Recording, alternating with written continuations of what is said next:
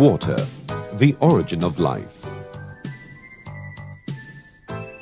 Consists of 2 parts, hydrogen, and 1 part, oxygen.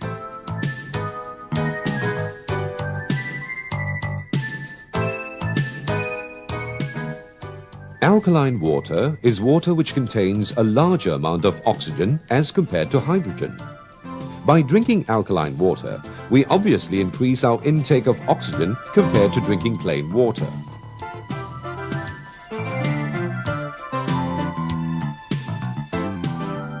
The advantage of alkaline water is that while being absorbed by the body, it helps neutralize acidic waste, making them more soluble in the blood vessels. Thus, acidic waste will then be easily drained out of the body in the form of urine or sweat. That is why alkaline water is well known as a remedy for many illnesses.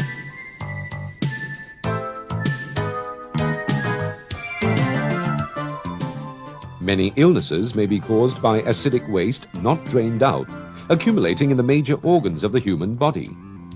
This is when they start to degenerate their surrounding cells. There are 3 types of illnesses caused mainly by acidic waste. First, osteoporosis,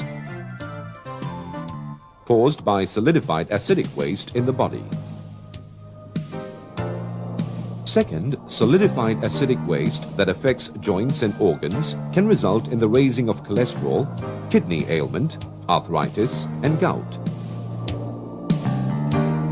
Third, the capillary blood vessel will gradually be clogged up with solidified acidic waste, causing the major organs of a body to be deprived of sufficient quantities of blood and nutrients. This can cause diabetes, kidney ailment, hypotension, cancer, and other diseases.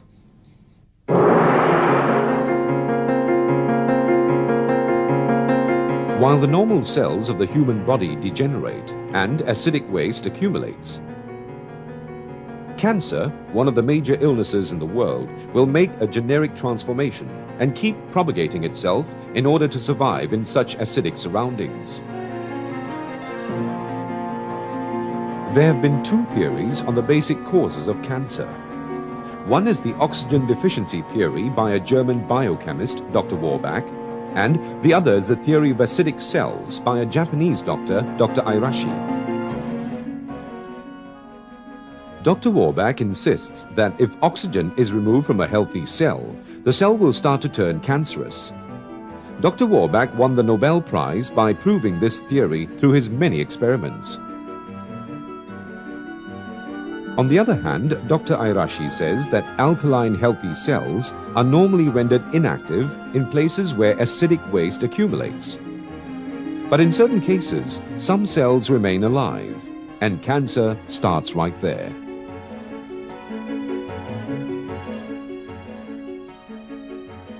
Even though cancer cells are eliminated entirely through an operation, they reoccur because the acidic surrounding still remains after the operation. At the same time, the cells of the human body try to remedy this circumstance by turning them into cancer cells. So, to prevent this situation, we should stop the accumulation of acidic waste by drinking alkaline water every day.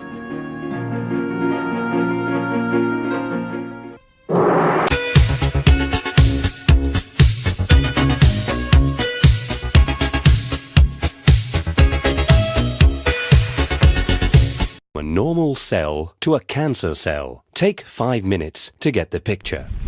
More than 60,000 billion cells make up the human body. They are the units that form the tissues which make up our organs, like the liver, heart, and lungs. When the body needs it, our cells split into 2 and replace those cells that are defective or have come to the end of their lifespan. This makes it possible for our tissues to preserve their shape and their respective functions with the passage of time. Every cell is therefore programmed to multiply and die. This ordered but complex program is controlled by the center of the cell, the nucleus, which contains chromosomes containing many genes made up of DNA. Sometimes, some of these genes undergo a change. The nucleus then sends out abnormal orders and the cell goes wrong. It multiplies uncontrollably and takes on a life of its own. Each new cell produced contains the same defect. The cells proliferate chaotically and form a tumor. This process may be short, but is often long. 10 to 30 years may separate the birth of a first abnormal cell from the appearance of a tumor of about 1 cubic centimeter. The tumor forms many blood vessels in order to survive. These will supply the tumor with oxygen and nutriments, allowing it to live and grow. This is what we call the phenomenon of angiogenesis. The tumor, however, only really becomes dangerous when the cancerous cells begin to invade through the vessels into the adjacent areas and spread to the surrounding organs. These cells can then invade other parts of the body, multiply and produce new tumors. Metastasis is the term used for this spreading process. But why does a cell become cancerous? There are many factors, and they can exist to different degrees. Factors have been identified, such as hereditary genetic anomalies, exposure to some viruses, HIV, hepatitis B, C, and D, papillomavirus, Epstein-Barr virus, exposure to toxic agents, chemical products, radiation, sun, unhealthy behaviors, such as the consumption of alcohol and tobacco, or a diet too rich in fat and low in fruit and vegetables. Today, over 25 million people in the world live with cancer. 7 million die from it each year. The disease represents the leading cause of mortality for those under 65. Lung cancer is the most widespread, followed by breast cancer, colorectal, stomach, and prostate cancer. The means to combat cancer do, however, exist. These often complementary treatments are used alone or in combination according to the type of cancer and its status. The goal of the treatments is to make it possible to eliminate the tumor and cure the patient in early-stage cancer, or like a chronic disease, to control its development. There are mainly 3 kinds of treatment. Surgery consists of removing the tumor in part or in its entirety. Radiotherapy exposes the tumor to radioactive rays, which prevent the diseased cells from multiplying and destroys them. Chemotherapy consists of administering systemic medicinal substances to destroy the cancerous cells or prevent them from spreading. Chemotherapy and radiotherapy act on cancerous cells, but also on healthy cells, which explains their side effects. But today, better knowledge of the characteristics of cancerous cells makes it possible to develop therapies that target the cancer development mechanisms more specifically. Sanofi Aventis R&D is already present in all these areas to fight against cancer on all fronts.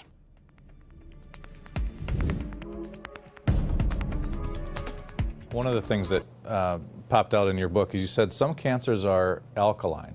And a lot of people we talk to say a cancer can't live in an alkaline environment, and then stress an alkaline type diet for people as well. What kind of cancers are alkaline? Well, they're wrong.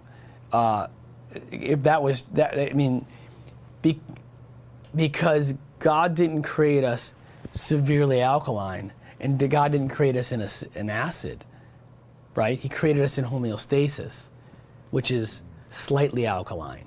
Too alkaline is still above, right? Too acidic is wrong. So the cancer cell itself absolutely is acidic. Remember, it's fermenting lactic acid.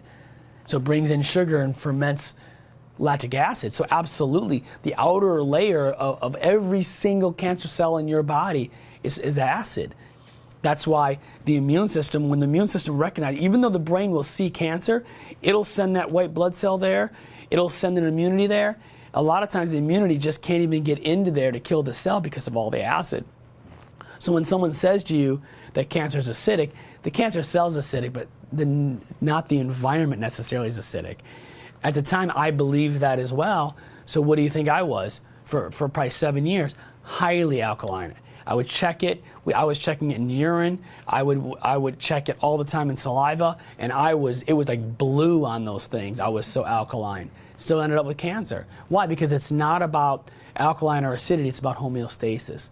That we have to get it at that slightly alkaline. Drinking alkaline water is not going to alkalize your body. It's not how God created us. If you go into nature and get where are you going to find alkaline water at 10.0? It's not created. You may find it somewhere off of some mineral got in there, but it's very rare. Like, our water needs to be slightly alkaline. What's the best way to, if our body is acidic, to turn that around and get, our body back to a more healthful state? Well, the best way used to be the diet that we ate. The few people that are actually alkaline today are probably vegans, because vegetables, especially organic vegetables with all the nutrients still in them, a lot of our vegetables don't have all the nutrients anymore, are very, very alkaline. Fruits, by and large, some aren't, but most are alkaline as well. And there are many other foods that are either neutral or alkaline. And it's just a matter of going forward, and we promote the cancer diet as well, and finding those things that are alkaline and help make your body alkaline. So diet used to be the #1 way to do it. It's not anymore. Although cancer patients must have an alkaline diet. The second thing, and the most important thing now, is, in my opinion, because of the study that I've done and the cancer patients that I've talked to, is ionized water. Ionized water, most people don't know about it, and I didn't know about it. When I went out to research and find out what cancer patients can drink, almost everything you buy today is acid. You can't go to a store and buy anything hardly that's not acid as far as drinks are concerned. You can drink Gatorade and Coca-Cola. Pop is 2.5 pH. That's slightly above stomach acid. Why would you drink that? And so I went about studying water. And unfortunately, most of the water, bottled water, whatever, is acidic water. Your bottled water was bottled from 1 year to 3 years ago by the time you get it. It's been sitting in a plastic bottle. How good is that for you? Tap water is neutral largely, and sometimes a little bit alkaline, because they have to make it that way. So they put lye in it, and they put other things in your tap water to bring it up so that it is neutral or alkaline. You want to drink that water with fluoride and chlorine and arsenic and everything else that's in it? So I went around and started looking at the companies that made ionizing equipment. They're little machines that sit on your counter. They split the water molecule into acid and alkaline. That's the short version. And they produce acid water, which goes down the drain, and alkaline water, which you drink. But the alkalinity is very important, but it also restructures the water.